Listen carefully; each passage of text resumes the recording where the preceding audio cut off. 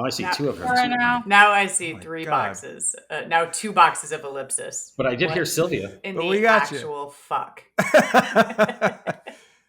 Yeah, exactly. So, Poor Ted. The struggle is real. all right. I took the AirPods out. Oh, Pods. and while we had this edit point, Bob, you're kind of hitting your table as you talk. You know what I mean? Okay. Oh, Yeah, I didn't even I'm notice that. I'm hearing it a little I bit. did. That's Okay, I'll stop. That's my job as a producer. I don't provide any content. See, I I told you he criticize was how violent. everybody's doing something. How everybody's doing it. All right. So how did we end it, Okay. Bob? What was you were talking about the last thing we wrapped on? Well, Well, I asked him. Yeah, I was asking him about how he started in the business, and so he was. And I ended that story with I was sweeping the floor in the lab. And however we start this, Sylvia, because I think in the product we. There's tons of feedback. There goes Ted. Ted's out. God Ted is damn it. See, I need. You know what? Joe Rogan flies his guests to his studio. This is bullshit. The Hollow Buddy.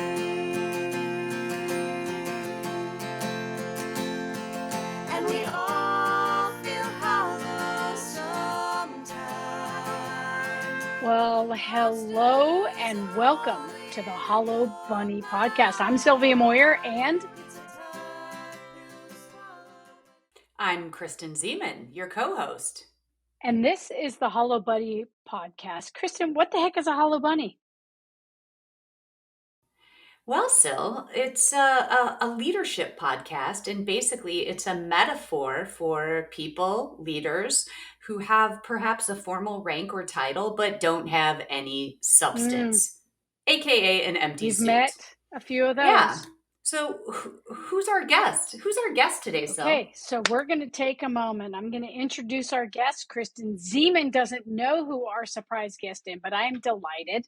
I'm going to describe this person for you, and then Kristen, you're going to guess who it is. It's a very incredibly prominent human being in leadership, does work across the globe.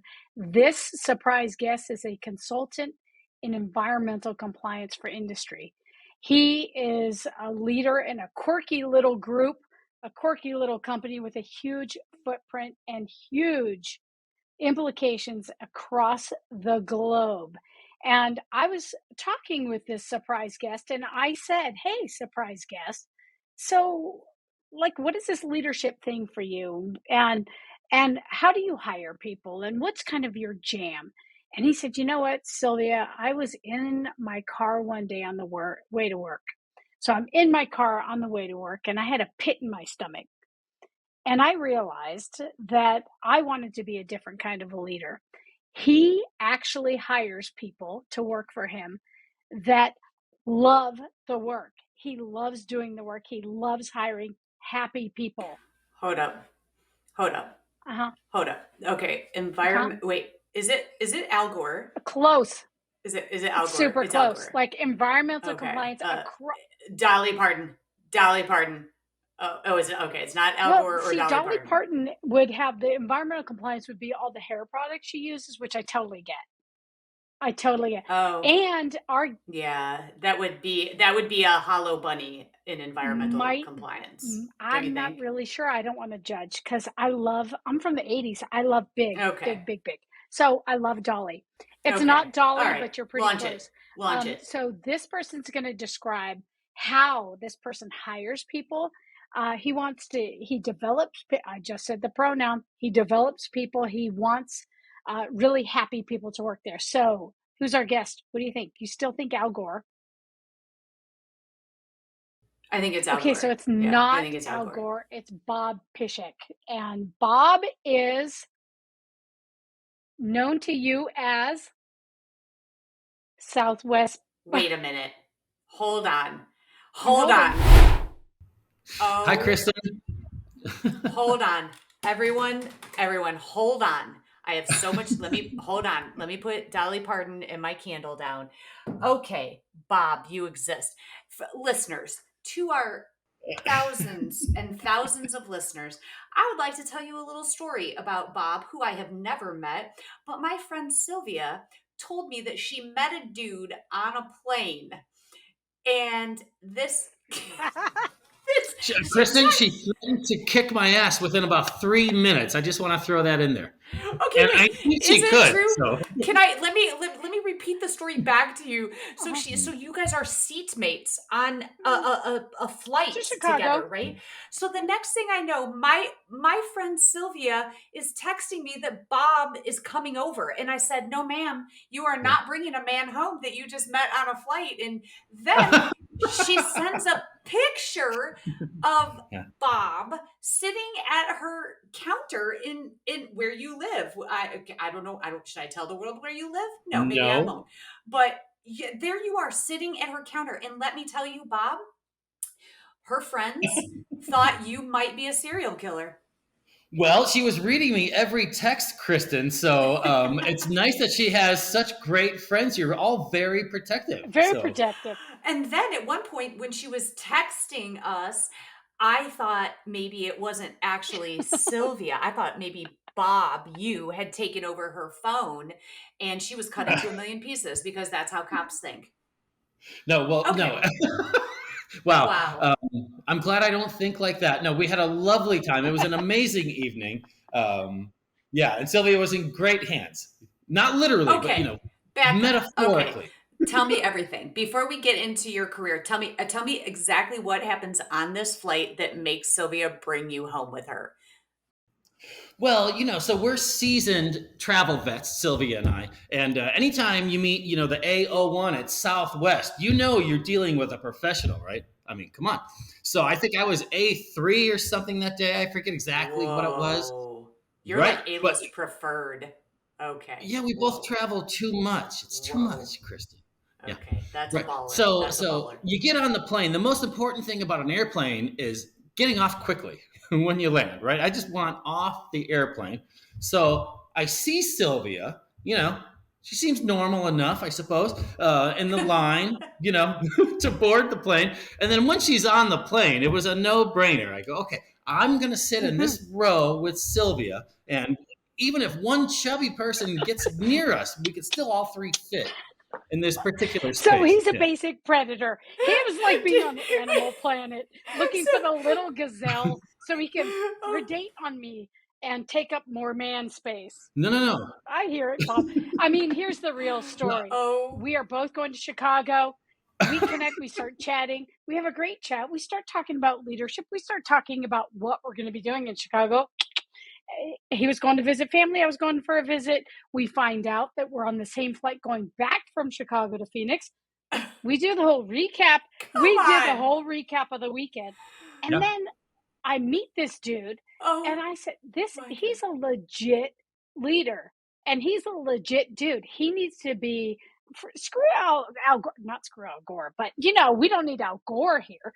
We need Bob to talk about this whole environmental compliance. And really, he has an interesting kind of feeling for his bunny.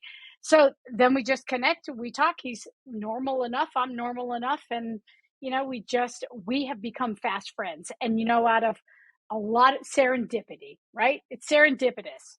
One of the great things that came out of that flight to Chicago, Kristen Seaman.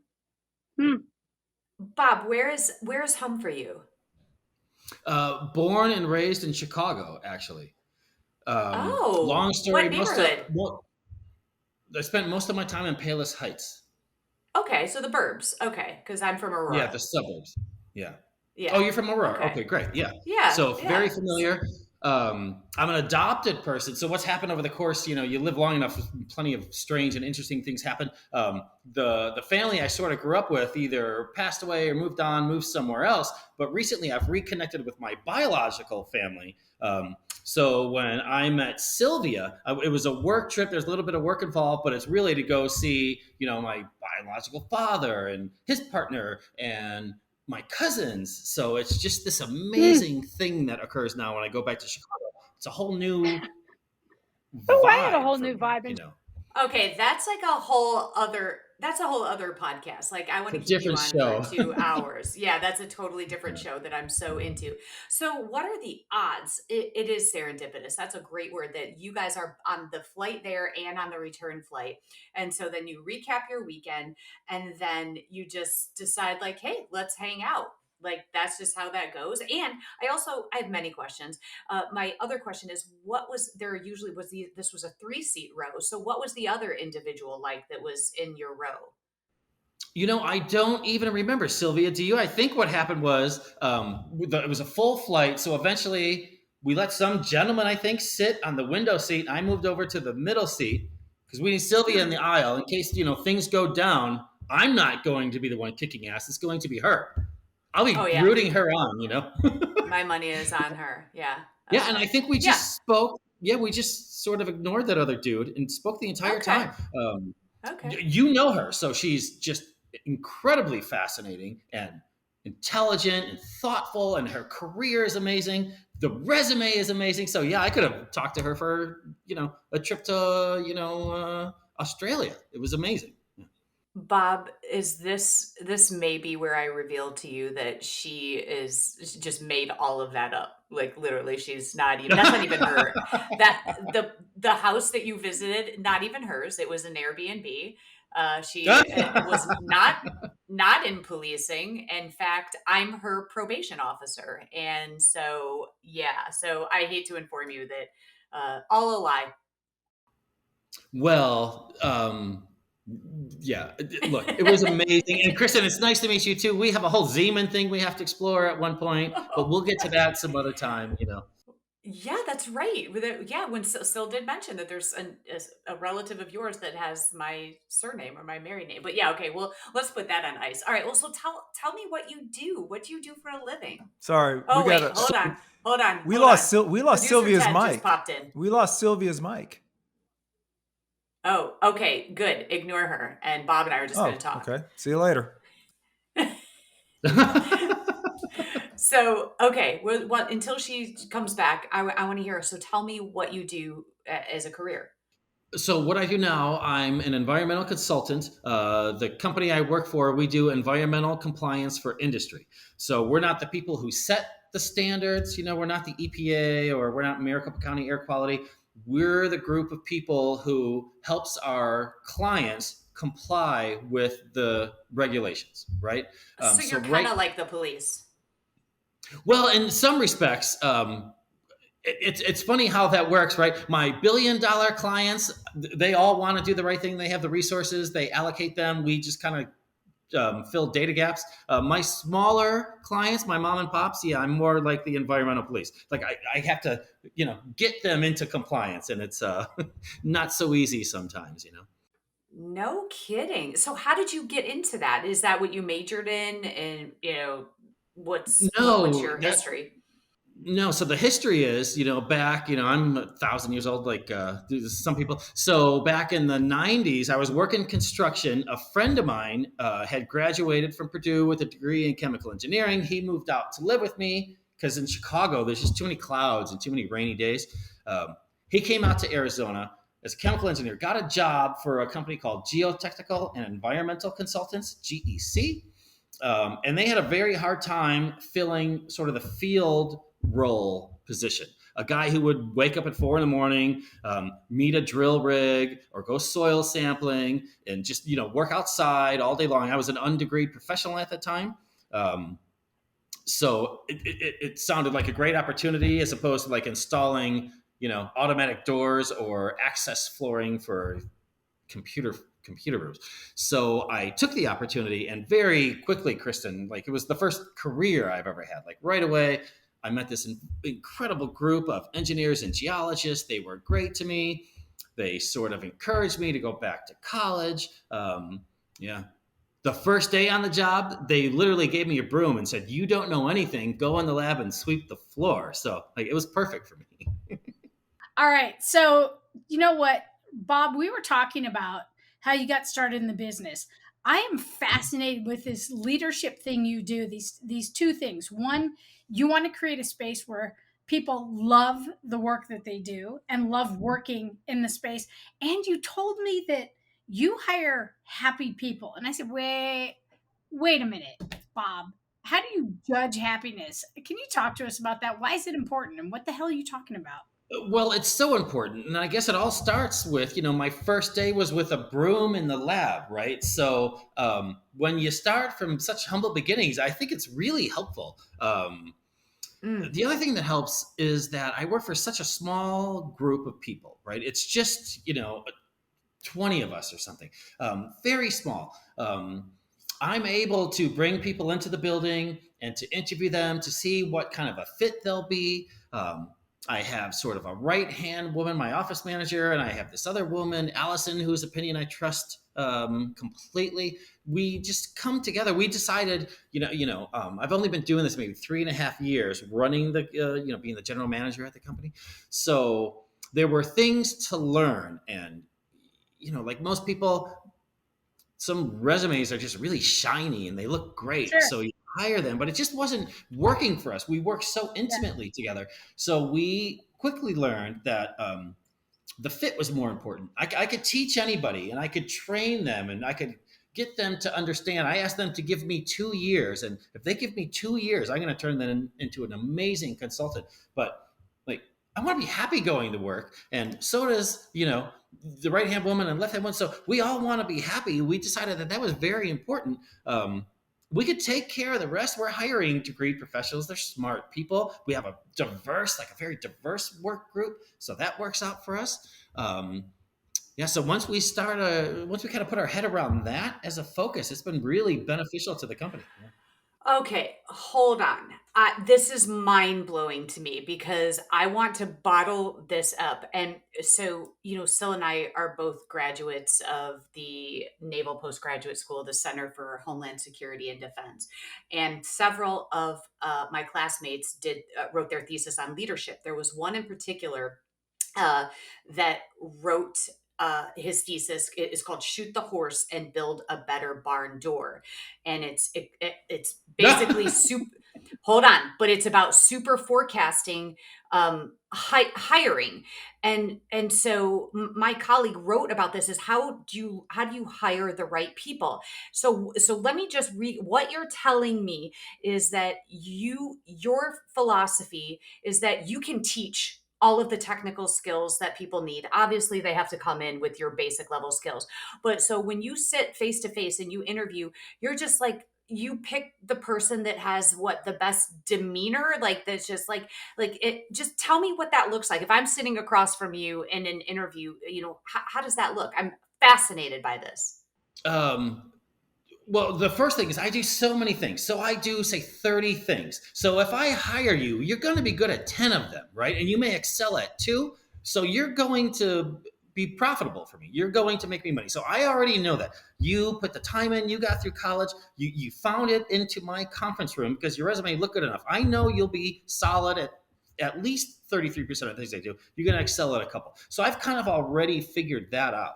So once I know you're going to be beneficial to the company, it's really just a fit.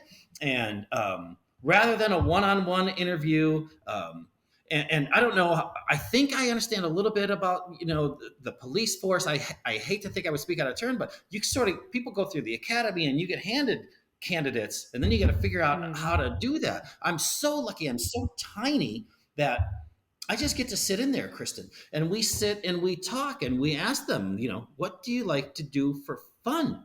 I'm able to have a conversation.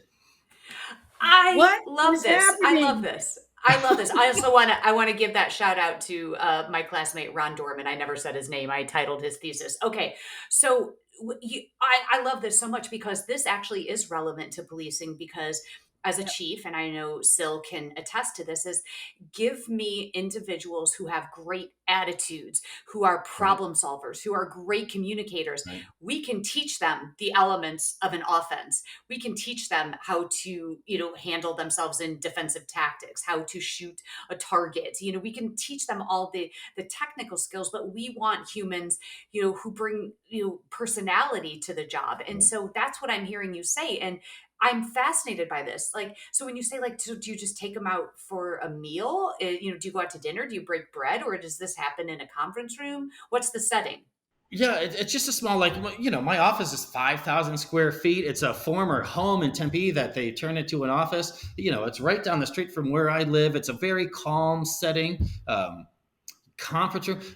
Yeah, we just bring them in and we just talk to them. We tell them a little bit about Envirosure and our history and about ourselves. But like, you can't teach someone how to smile, right? Or if they don't have a sense of humor, it's pretty clear, So yeah, we're just, I'm more than a little bit outgoing, so they get a big taste of me. And Allison, the woman who runs my biggest department, she's a former Division I captain of her rugby team. Like, this chick just kicks ass, and she shot out of a cannon with positivity and joy. So if you can't keep up with us, we can see it. Like, and I found her and I found the office manager. So we just have this wonderful little thing that we're doing.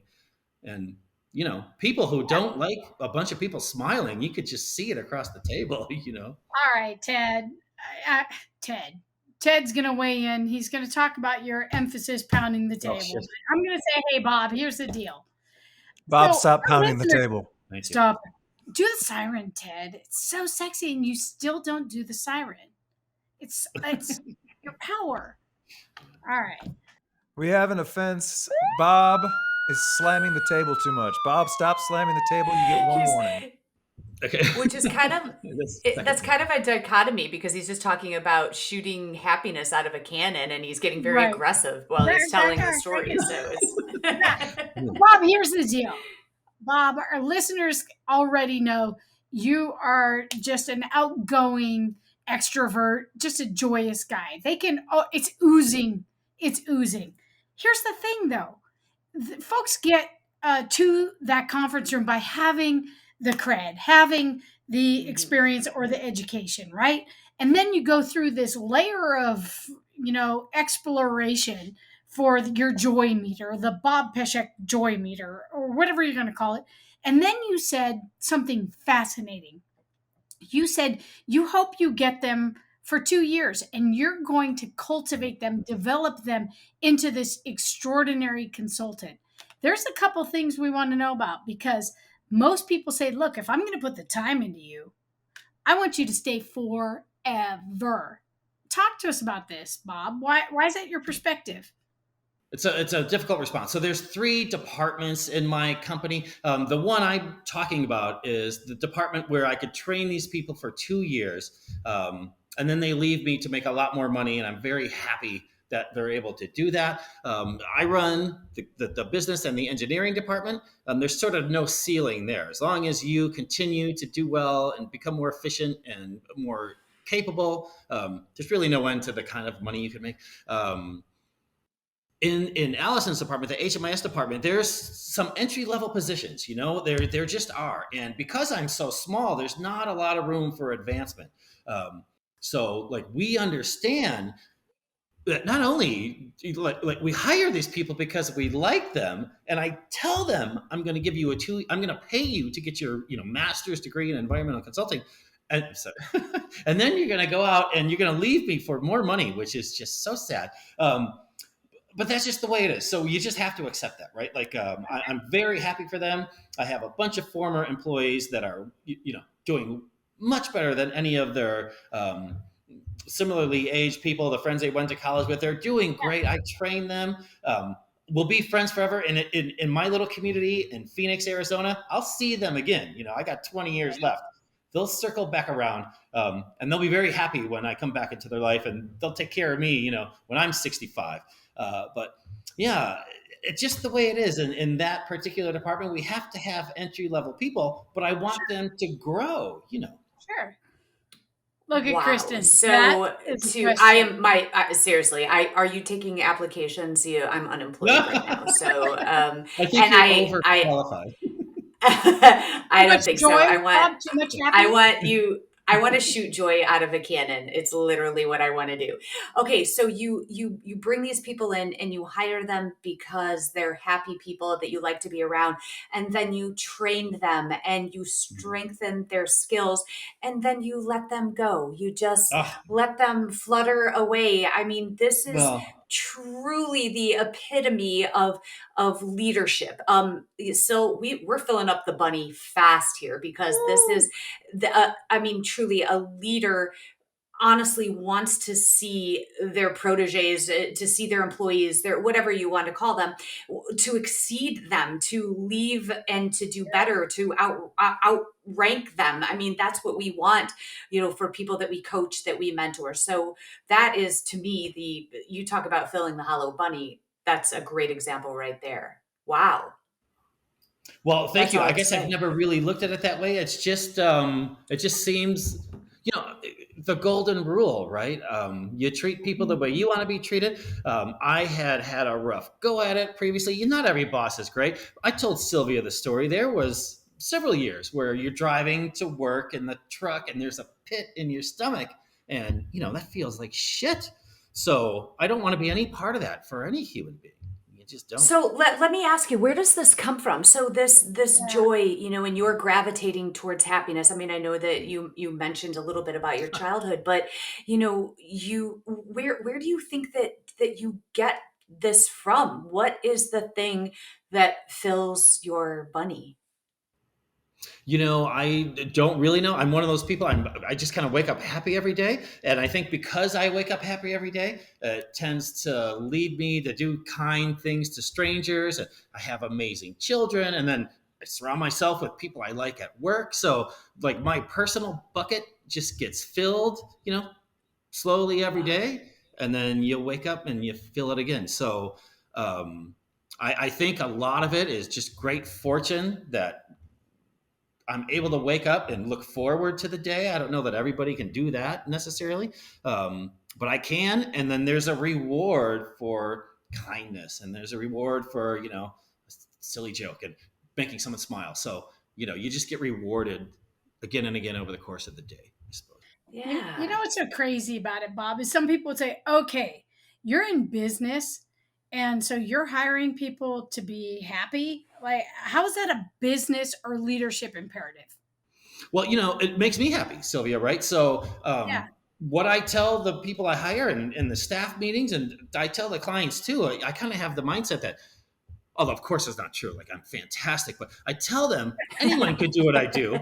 I just tend to do it with like a smile, Gusto, some grit, Yeah, so my workday makes me happy. A client calls. I'm essentially a problem solver. They're not calling me to check on how I'm doing. They're calling me because there's some problem, and we're just able to solve these problems for them over and over and over, days, weeks, and months. But when you pick up the phone and you're in a good mood, like, I think they like it. I think that, well, I could show you the revenue. Like, there's a positive impact on the revenue since I started to the end of Q2. We just had our best quarter ever, ending in June, and I don't think those things are unrelated at all. I think they're totally.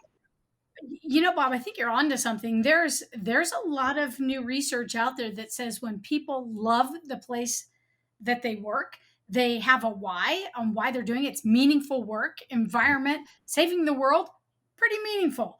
And they're doing it in a way that they love their team, they love the place, that not only is it profitable, but in like the government space, you can actually connect with people differently. So are you saying that actually loving people is a kind of a currency that could make business profitable and could fund a really compelling future? I mean, I can't say that across the spectrum. I'm sure of course, there's different challenges. There's global consultancies like Stantec and other ones, and there's huge national companies. It's very difficult to manage personalities. They could hardly figure it out in the boardroom, I'm sure. I'm just in my little happy space, right? So we do our thing. We're growing. It's fantastic. Maybe once the kids are out of the house, I might try to open a second office east of the Mississippi, but like right now, I'm just really happy. The clients seem to like us. I think, we're 16, 20 people in Tempe, Arizona. I work for $5 billion corporations, three $500,000 corporations. They fly us everywhere. They just like us to go there, right? They like the product, they like the people, they like the consistency. Yeah. So, and with all of that, to feel good in your presence and to be enthusiastic and inspired or energized in your presence is an added bonus, right? An added bonus. I mean, there was a time where we'd have to walk down the hall and tell them to stop laughing so much because it was distracting my engineers. Okay. So that was a problem for a week. We solved that, but yeah, I mean, for a week. So I love this. We got a lot of work to do, Kristen. I love this so much because when we don't often think of our work as fun, and it can be, right? I mean, and it's like we and people sometimes the curmudgeons are what make our jobs miserable, and so it's I guess what I'm trying to say here is it's not so much the work, it's what I call the energy vampires, and the people that bring negative energy, and the curmudgeons, the malcontents, and so I think the lesson here is something that we can all take no matter what profession we're in, is that the work has to get done and we might as well have fun doing it. That's the takeaway. And when you can set the culture, we talk a lot about culture on this podcast, and that culture is, you set the temperature in your organization, and it transcends, that's the tapestry running through your organization. And so thank you for doing that. And I'm sure your employees would do that as well, but I think we can all take a lesson from you. I have a question for the two of you. Mm-hmm. And I'm dead serious about this. Do you guys choose, there's a reason I'm asking this, do you choose to fly Southwest more than any other airline? And you know why I'm asking, right? Because I've studied the founder of Southwest, Herb Kelleher, and he has that exact same philosophy. If you fly on a bunch of different airlines and you compare that to Southwest, how Southwest flight attendants get on the on the speaker and they have fun, they sing songs, and it's because the CEO of Southwest, Herb Kelleher, God rest his soul, wanted to do the same thing that you're doing in your company. Are you guys aware of that? Did you consciously, because you met on Southwest, makes me want to ask that question? No, nothing. Okay. There's a lot to unpack there, Kristen, but I think Herb Kelleher and Bob Peshak have a lot in common.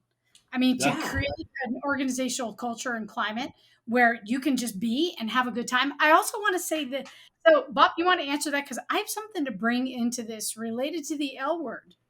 Love. Well, I mean, as far as just the airline choice, it's me, it's Southwest or American. American's much better at the East Coast flights. So, strictly speaking, I didn't make a choice. It's just really convenience. I travel so much. My trip to Dallas tomorrow, it's an American Airlines flight. So, I tried to connect a dot where there was none. How amazing that would have been if he would have been like, yeah, that's why I choose Southwest. But yeah, I made that up in my head. Yeah, but it seems like it would have been a really great story. My bunny is melting right now. It's okay. Your bunny can be restored. Here's what's cool. I mean, Southwest has a totally different vibe. A great airline. American. It does, right? Okay. So let me bring this to this. So there's this book that has been this foundational book for my leadership journey that I studied as a police sergeant, and it's Leadership on the Line by Marty Linsky and Ron Heifetz. And I took notes in this book. I've read it 100 times. It's been one of these things. Something that I really pulled out of this related to how Bob approaches leadership. These two little bits. They wrote in the book, page 209 and page 211. So for those of you that are going to check me on this in my edition, one thing they wrote was, love gives meaning to what you do. And they also said this, the compass heading that orients people most directly, even when you get blown off course, is loving and being loved. And it really supports this notion that you can't be a leader if you don't love the mission, if you don't love the people.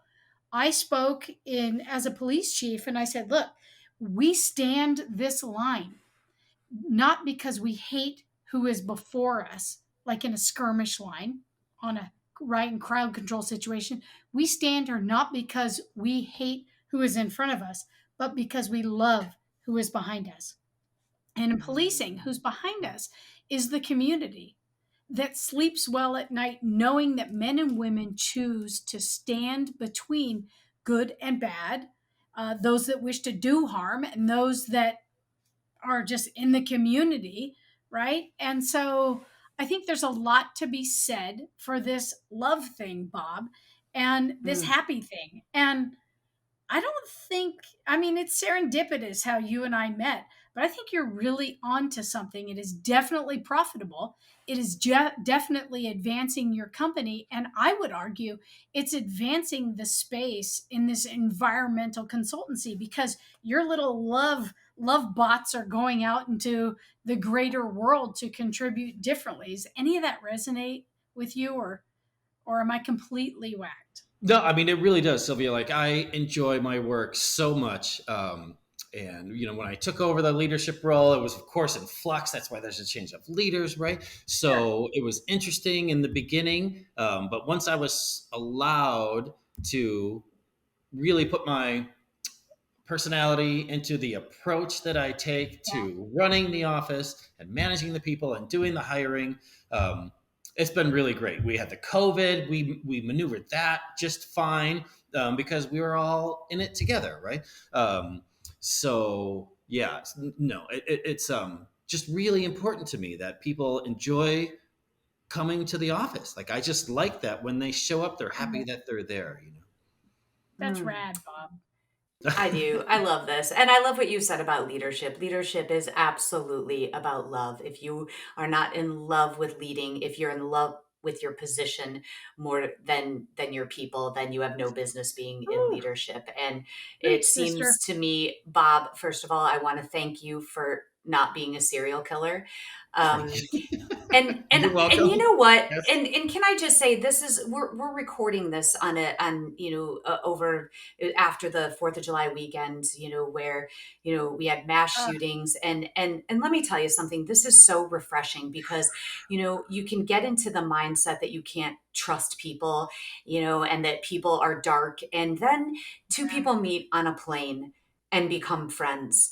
And and I don't know, there's just something about that for some reason that's just so refreshing, and it honestly, it rekindles my faith in humankind. So I just think this is the coolest story. And I was a skeptic at the beginning when she texted me, and that's why I was checking on her every 14 minutes. But you know what? This just, this is, it was 13. It was 13. But yeah, I care about my buddy. But I just want to underscore that in this time and place, it's great to have human beings that, can connect with one another on an airplane of all places. So kudos to you.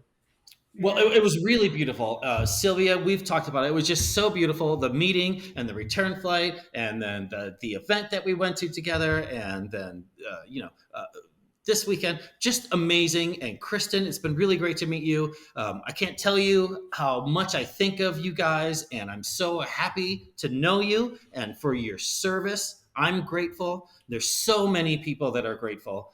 So just know and believe that. And really, Kristen and Sylvia, thank you so much. Thanks, Bob. And thanks for protecting the planet. Yeah, the work you do is so important. Thank you. Yeah, we do our best. We do what we can. So. Oh, I'm just start just shooting happiness out of cannons all over the place. Well, not too much, because you'll affect my PM10 in Maricopa County. So calm down. Okay. All right. I'll go easy on it. Well, everybody, Thank you so much for coming on the show. Sil, I really kind of like this concept of the mystery guest. That was really fun for me. Yeah. So to our thousands and thousands of listeners, millions of listeners, that is it for this episode of the Hollow Bunny Leadership Podcast. If you like what we do, please rate and review on Apple Podcasts. If you don't, just keep scrolling. It's fine, whatever. It makes a big difference in helping people find the show. And your hosts are myself, Kristen Zeman, and Sylvia Moyer, and the executive producer is the one and only Ted Madden. And now I leave you with the Hollow Bunny theme song, written by my adorable and talented son, Jake Zeman, and his friends.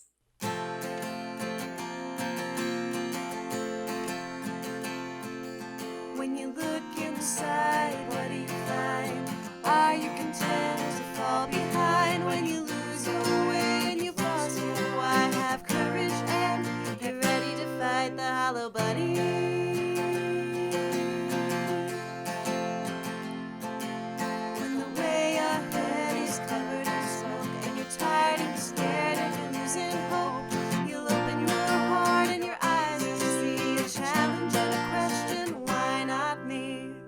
to fight the hollow bunny.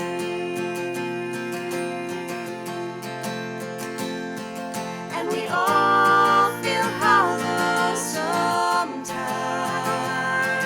but the monsters are only in your mind. It's a tough pill to swallow, but if you're brave and kind, you'll be alright. If you fight the hollow bunny.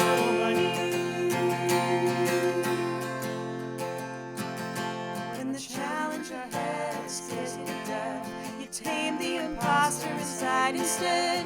To change the world, you've got to start small. It takes a leader to say, I don't know it all, and I know I'm gonna fall, but I'll pick it up and come back stronger. Failing forward and moving onward, doing the hard thing and the right thing, forever fighting the hollow bunny.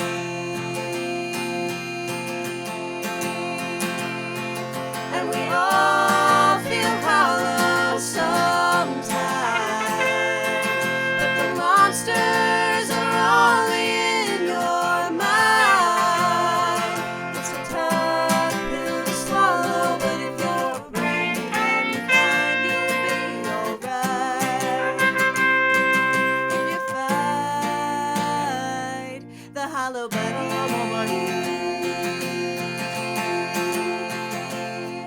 If you're tough on the outside but empty within, something's gonna crack, you've gotta start again. You're tough on the outside but empty within, something's gonna crack, you've gotta start again. The monsters are only in your mind. You've gotta start again.